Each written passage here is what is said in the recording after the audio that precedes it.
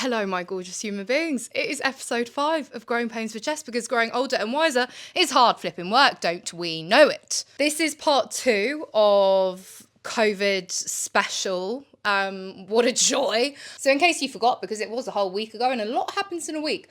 Last week, I was talking about how the anniversary of the first COVID lockdown being announced was 5 years ago. It's a great anniversary. I'm sure we all have it in our diaries. We got to the bit where, after a period of being unemployed, I had started again working for news organisations. I went back to the kind of jobs that I was doing before. I had just got a dog.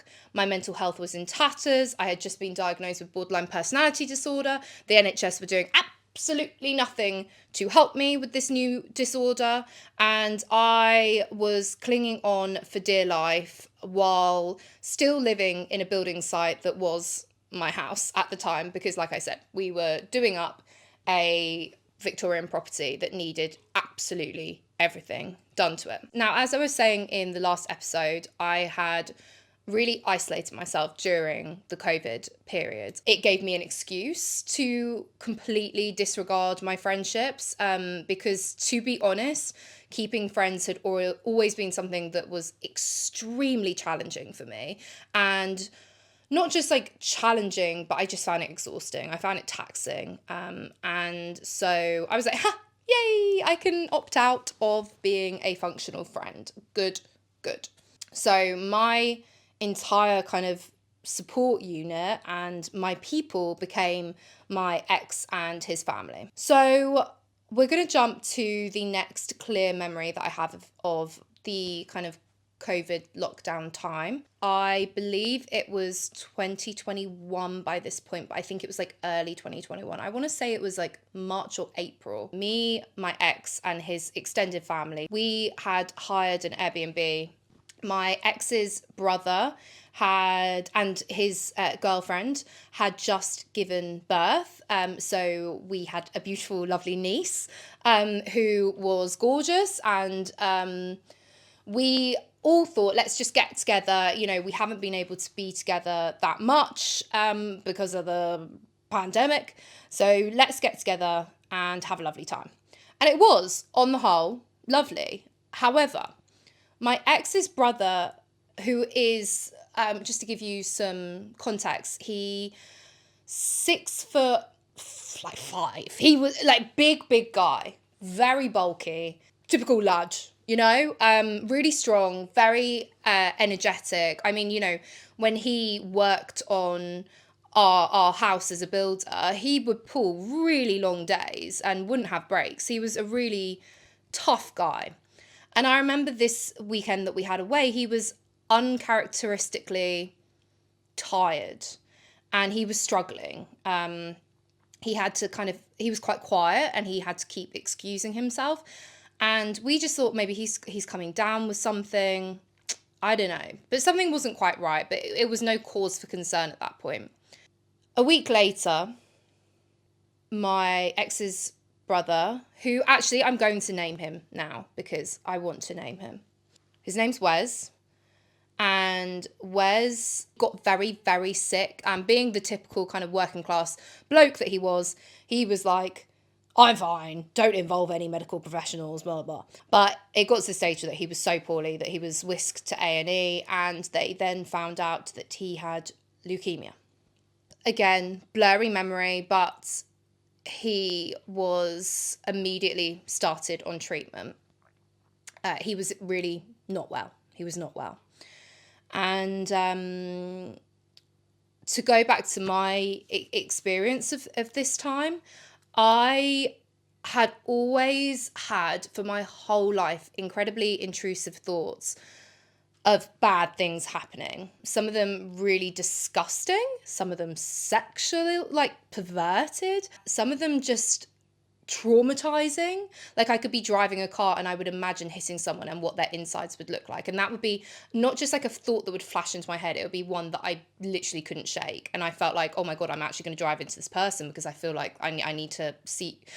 It's bloody weird. I think that we need a whole topic on these intrusive thoughts that I had. But I always had this reoccurring thought that one day I would pick my ex up from the train station and something really bad had happened. And that exact vision came true on the day that we found out Wes had leukemia. I truly believed it was my fault that Wes got poorly because I had imagined it. So it was my fault. And you have to remember, my life had been completely non-stop surrounded by awful things happening, some of which I've told you guys, some of which I'm yet to. And I always felt like I was this storm, and anyone that came close would be dragged into the storm with me. And so I felt that I did this. And I know that sounds crazy. But when you have such a clear vision of something bad happening and then it happening in the exact way that you thought it would happen, it's kind of actually logical to an illogical person that, oh, this is my fault. I bring terrible things into people's lives. I am the person, I'm the one that does this. So this was all happening. My mental health was completely crumbling, and the NHS had still failed to do anything. I hadn't been put on meds, I hadn't had a medication review, I hadn't had been referred to therapy, and I was desperately trying to keep my shit together in order to ease the burden that he and his family were already facing. I could not face being another problem in what was going on. But as someone who was on the brink of it mentally, I couldn't not affect the people around me. And it was when I realised that I couldn't keep in how I was feeling that the suicidal thoughts started. And I remember they started, actually, I would say quite intensely and quite suddenly. So I felt, okay, I'm not going to get help with the NHS. I am burdening my partner and his family, and I'm the cause for such tragedy. And I will continue throughout my life to be the cause of tragedy. Therefore, I am a defect human being. Therefore, the best thing for me and everyone else is to take myself out of this. And I was set timers, and I said, well, if in 2 months I still feel this horrendous and I'm still being a burden, then I do it in 2 months. And I can't explain to you, the feeling of being suicidal is like your entire brain is on fire. There are fires everywhere and you cannot physically extinguish all of them. It's so insurmountable that you basically just feel like you just need to lie and be consumed by the fire. And you'd go to bed, you can't sleep because the fire is raging. You try and do anything in your day, you try and, go for a walk, the fires are raging. I remember distinctly one walk in particular, and it was at the height of my suicidal feelings. Every single place I looked on that walk, I thought, could I die that way? And I remember I went on this walk. It was a really beautiful walk. And the first part of the walk is walking next to a river. And I was like, if I chucked myself in there, could I drown? And then you walk down the trail and there's a bridge. If I jumped off that bridge and I deliberately, went with my head, will that be enough to finish me? And every point of that walk, I was absolutely consumed with these feelings. And I can tell you, if it wasn't obvious, that's exhausting. And then you start thinking, oh, I'm going crazy. Like, I am losing it now. And once you feel you've lost it, you kind of feel at the mercy to anything your brain says and anything your brain tells you to do. We're just going to take a little break together, actually, because this is a really, really heavy subject. And I think it's important to recognise that and just give ourselves a little bit of breathing time, because whether or not you have been affected by these sorts of thoughts, it's traumatic to listen to. And this is nearly at the height of my my breakdown. We're nearly at the breakdown. So I just want to give us a little bit of time. Let's do a little breather, because my chest is feeling heavy and I don't want to ignore that. I want to just make myself feel a little bit better. Okay, so it got to a stage where it became a compulsive thought. It was constant, it was exhausting. It was also around this time that I started hearing voices. One of the voices that I actually heard through as long as I can remember. I don't hear her anymore, but ever since I was a really small kid, I heard this voice. Obviously, when you're a kid, you don't question it. You're just like, hey. And it didn't actually say it. She didn't say anything. It's a woman's voice, and she's very, very softly spoken. She's very comforting, and she doesn't say any words. She just it's sort of a,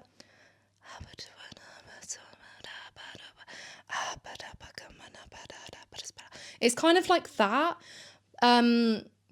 almost a bit ASMR-y, which maybe is why I love ASMR so much and I find ASMR so comforting. But I knew her voice, so when she started coming back, I was like, yeah, I'm familiar with this one. Obviously, as an adult, I realized it was not normal to hear voices, but I was like, this one doesn't harm me. But I remember being in my bedroom and I heard a man's voice, and it again didn't sound like menacing, but it didn't sound safe either. And I can't remember what he said, but he did say something. And I remember being like, no. No, no, no, no, no, no, no, no, no. We are not having multiple fucking, no, we're not doing this. And it was then that I was like, okay, I'm hearing voices. I am obsessed with how I should off myself. I am not coping. And I can't really remember exactly when it was, but I just had a breakdown. And a breakdown to me looked like a super severe panic attack that just didn't end. It was just consistently shaking, unable to breathe, convulsing on the floor, crying, couldn't talk, couldn't do anything. I was completely inconsolable, hysterical. And my ex was like, we are going to A&E. A&E, when you are having a suicidal breakdown, is the worst place in the world to be. I truly believe that we need serious reform in our healthcare, because let me picture you the scene. I am still hysterically crying, having a panic attack, meltdown, whatever you want to call it. And you walk through a very busy A&E and everyone looks around because I'm making lots of noise because I can't breathe.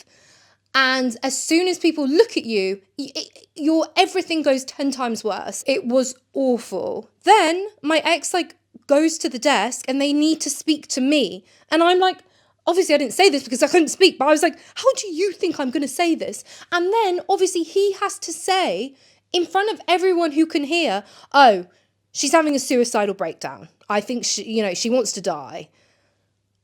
You literally feel like a lunatic. And then you have to sit amongst these people while they stare at you. And everyone knows your business. And you have to wait hours and hours to be seen because there isn't anything physically wrong with you. So you're not a priority. Because while you're in that A&E hospital, you can't really do anything to yourself, right? So I was sat, I can't even remember how long. I was eventually seen. And I do remember one of the nurses being nice, and she gave me a room. She said, I think you just need some time to yourself. She gave me a room of some sort. And I remember being so grateful for that. She spent the next 2 hours trying to find a mental health hospital for me because I had told her how I felt, and I told her, that it wasn't an option of whether I was going to die, it was when. I just had to figure out a way, I couldn't quite decide on how I was going to do it. I had ideas and I had Googled it, but I hadn't decided for sure. So she spent 2 hours looking for a hospital. She called up every single hospital in the UK. Not a single hospital in the UK, private or NHS, had a bed. What do you do? What do you do at that point? And that A&E visit was kind of the pinnacle of how awful I was feeling. Now, as part of going to A&E with feelings of wanting to off yourself, you are then by default put in the care of what they call a crisis team. And this is where a team of, I believe they're like nurses, mental health nurses, although some of them I can't even imagine were trained in mental health, because some of the things they said were wild. I'll get onto that. But they come and visit you once a day minimum, sometimes 2 times a day, 3 times a day. And so they used to visit me. I remember some of them being kind, and I remember some of them were moronic and infuriating. I remember this one woman came and she said, "What have you got to be sad about? You've got a house, you've got a car, you've got a dog, you've got a boyfriend. What have you got to be sad about?" It wasn't said in the tone that I said it. It wasn't said in such a, brash way, but it was, those exact words were said.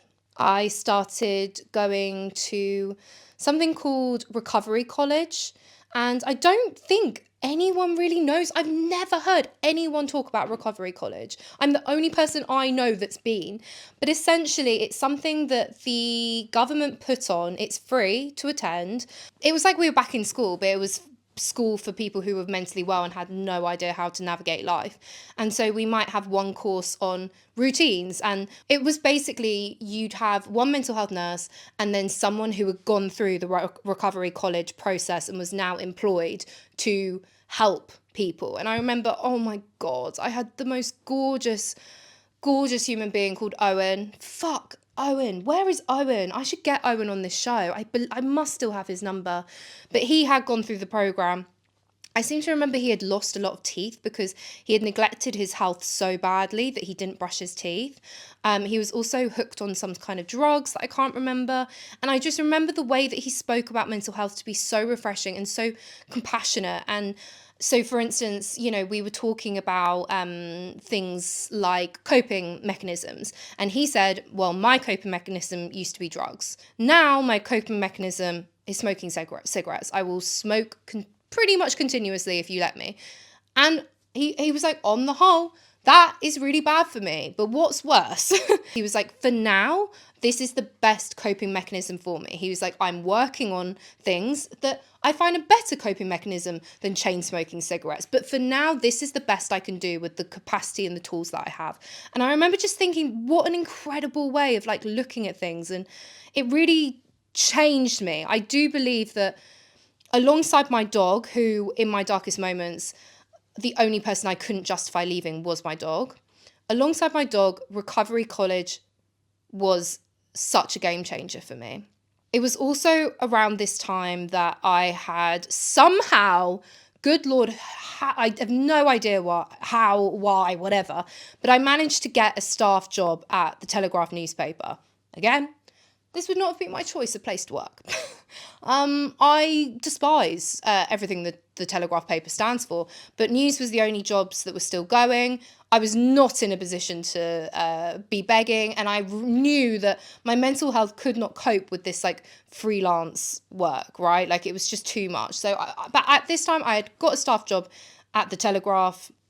I actually had to take 4 months off work on sick leave from the Telegraph because I was so unwell. But the great thing about being employed as opposed to being freelance is that lots of companies now offer private healthcare. And I managed to find a therapist who specifically dealt with people like me, really severe mental health cases, where a lot of it was rooted in childhood or ex-trauma. Seeing her saved my life. But, the other pillars in my life, like my dog and Recovery College, where I went and just learnt about how to live life Those three things were what got me out of the funk. And slowly but surely, I started getting in a place of a little bit more stability. I'm sure you're wondering how Wes is doing at this point. He had, again, my timings are messed up, but he had a period of recovery. So the doctor said that it's gone. You know, we're going to have to keep checking up on it because these sort of things can come back, but like, you're good. And do you know what as well? I perhaps it's almost quite a disgusting thing to say, but cancer made Wes a better person.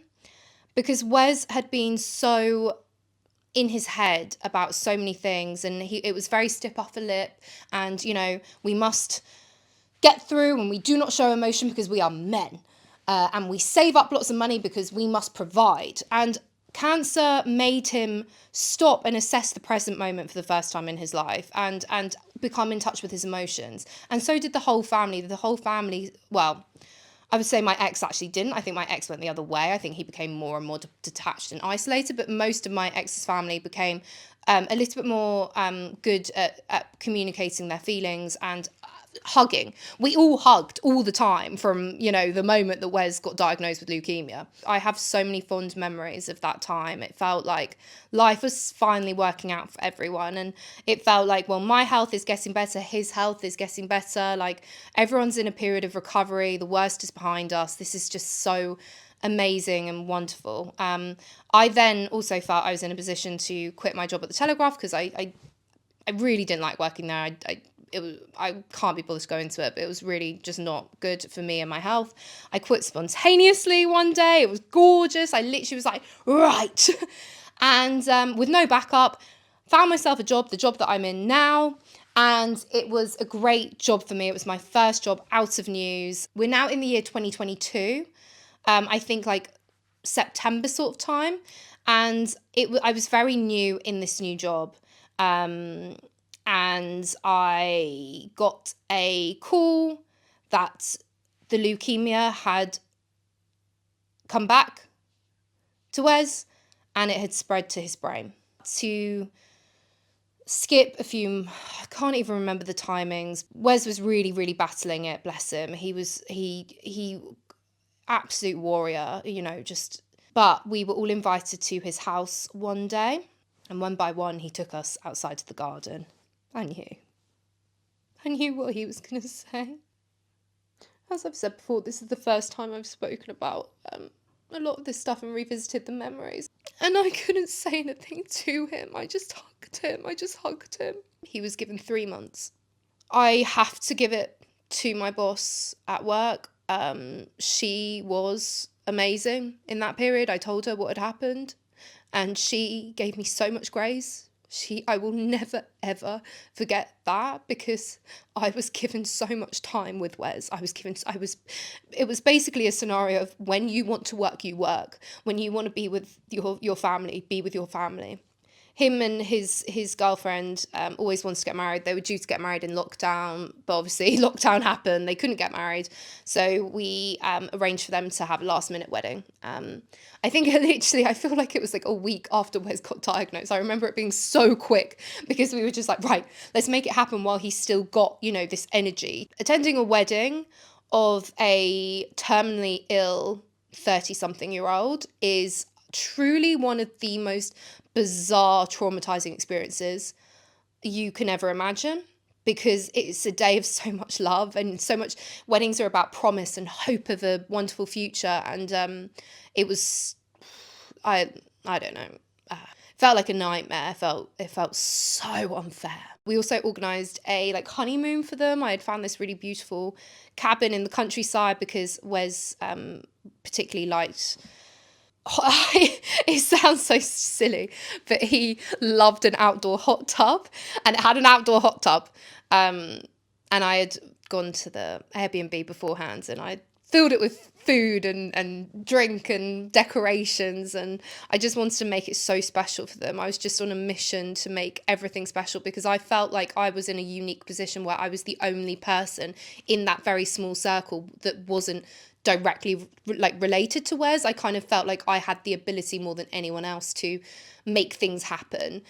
So I really took that role upon myself, and again, I'm glad, I'm honoured that I could do that because he deserved all of it and more. Really sadly, they had to go to hospital on literally the first night of them getting there because he got so poorly. And the next 3 months were an agonising, painful decline for him. And I don't want to talk too much about the graphics of it because I'm already quite exhausted from talking so frankly about it. I have one really lovely memory that I want to share with you, and it was the last memory that I have of Wes while he was compos mentis. Is that a word? I was at his house and it was just me, Wes, my ex, and Wes's wife. By this point, they were married, of course. And Wes was in bed. He was pretty much bedbound at this point. And we were watching some crap on the TV. I don't even know what it was. By that point, all we did was watch crap in hospitals or at home.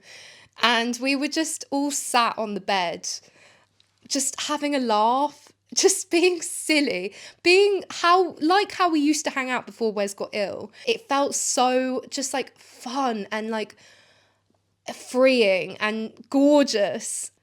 I went downstairs because me and my ex were sleeping on the sofa bed, and I suddenly remembered, oh my God, I haven't hugged Wes goodnight because we had all become huggers at this point. So I text Wes's wife saying, crap, I forgot to hug him. Is he still awake? Can I come up and give him a hug goodnight?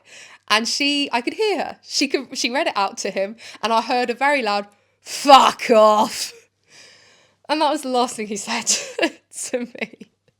And I kind of love that because that is exactly how we interacted. I think it might have been the next day that he was pretty much unconscious and had to be carted out to a hospice.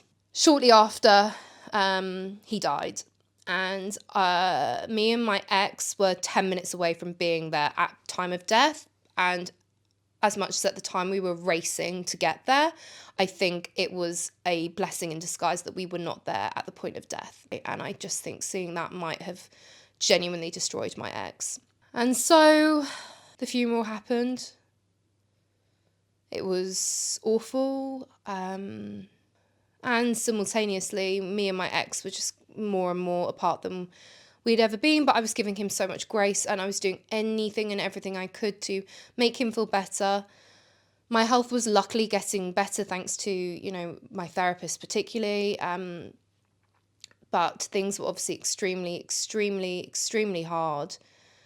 And to skip a lot of story, Wes died in March, at the end of March, and by the end of that year, I had broken up with my ex, and doing so felt like a betrayal to him. It felt like a betrayal to his family.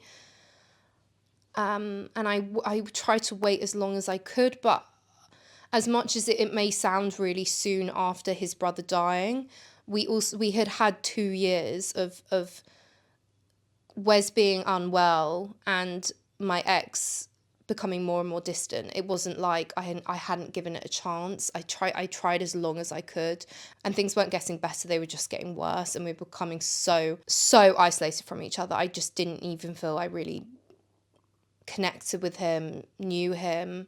I think as well, being perfectly honest, the girl that picked my ex at 23 years old needed one thing: stability.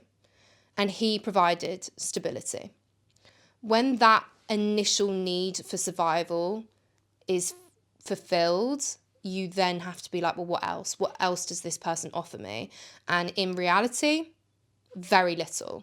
And if my ex's brother hadn't have got ill, I think I would have ended things a lot earlier. But I in that period of Wes being unwell, we were all in survival mode, and there was not even time for me to question my own thoughts and feelings. It was just, we get through this, and we get through this together as a team. So I broke up with him, and so we bring it to basically a year ago today. I moved out into this place here, and this place signifies the start of my new life and putting myself first and living life for me and carrying my pain and the people that I've lost along the way, but doing so in a way that is healthy and respects them. Life now is really strange because I was so convinced at, 25 years old when I started getting really poorly. I was so convinced I wouldn't make it. Absolutely no one on this planet, except those that have been seeking to end it all, will understand how bizarre it is to then continue living beyond the point that you thought you'd be gone by now. It's almost like, but I didn't plan for this life. I didn't plan to live now. So what do I do now? And now I'm here. I think it's the biggest blessing in the world. I honestly feel like these are bonus years. These are years that I didn't think I'd get. And I'm really, really grateful that I'm healthy enough to see this as a blessing, to see living still as a blessing, because I know lots of people come through really dark times but still can't see the point. And at first, that happiness is really scary because once you get a taste of it, you're like, oh my God, this could be taken away so quickly. And for a really, really long time, I was consistently convinced that a dark cloud was on the horizon because the dark cloud was always present in my life. And I was just waiting for that dark cloud to come a bit closer and fucking drench me again. But I now live life not in fear of the dark cloud. The dark cloud will come. There is a dark cloud coming. I live in hope and confidence that when the dark cloud comes, I have the tools to navigate it. I have an umbrella this time. I'm not going to be drowning. And so, yes, on paper, I don't own a house anymore. I am not in a committed, serious relationship. I am not on the path of having kids anymore. I do not have a well-paying job. However, 5 years on, I am well, and I'm a good human being, and I believe that now. I believe that I'm good. I believe that I'm kind. I believe that I'm of value to people in my life. And to just believe those things, like truly, honestly believe those things, is way, way better than any of the things that I had on paper 5 years ago. So in many ways, I've gone U-turn. A lot of my friends are getting married. A lot of my friends have bought a property, and I have stepped out of all of that, and I've completely taken myself off that path. But what's beautiful about my path is it's all about me. It's all about living for me. And I know that the other things, the other markers of success will come at some point. I know that at some point I will be paid what I believe I'm worth.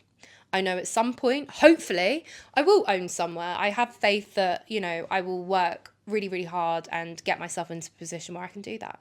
I know that at some point I will be in a relationship that's committed. These things are not priorities. They're not meeting those expectations of someone of my age. That doesn't hurt me, harm me, worry me anymore. I just feel grateful to still be here.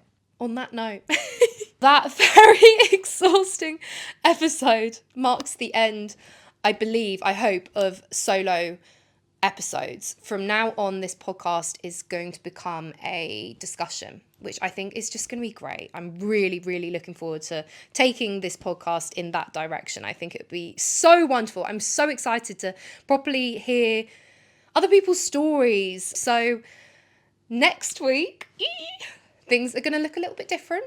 This chair has to go. I don't know who the guest is next week yet. I will figure that out. But until then, darlings, thank you for staying with me through this much longer, chunkier, traumatic episode. I love you and have such a gorgeous week.